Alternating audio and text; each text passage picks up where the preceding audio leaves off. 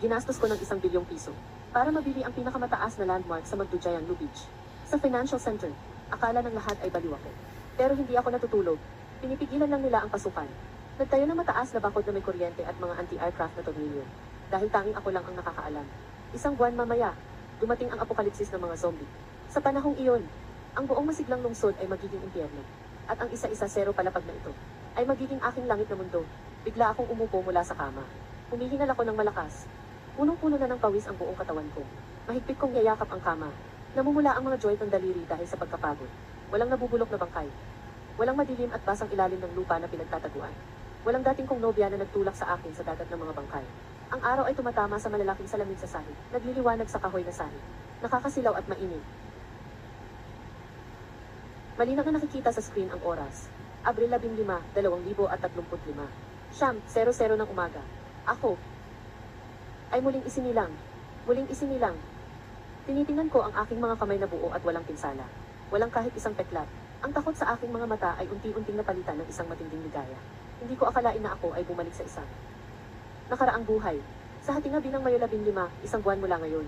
Isang tagas ang naganap sa ikasyam na institusyon sa ilalim ng lupa. Isang uri ng mutant virus na tinatawag na EBI ay kumalat sa buong lungsod. Sa pamamagitan ng mga duct at underground water system. Sa loob lamang ng 3 araw, ang super lungsod na ito na may populasyon na milyon-milyon ay naging impyerno sa lupa. At sa panahong iyon ng sakuna, ginawa ko ang lahat para protektahan ang aking ex-girlfriend na si Ikian. Hindi lamang ako naubos ang aking yaman, kundi ibinigay ko pa ang tanging mahalagang serum ng imunidad sa kanya. Ngunit ano ang nangyari? Nang harapin ang alon ng mga nabagong patay, walang pag-aalinlangan na sinaksak niya ako mula sa likod, at itinulak ako sa gitna ng mga bangkay, para lang makakuha ng ilang segundo ng oras para makatakas.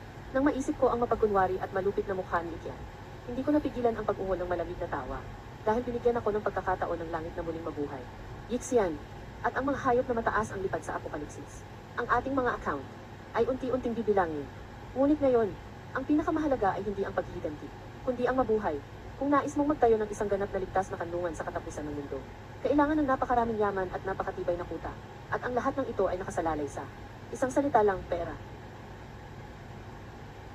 Tanda ko ng mabuti.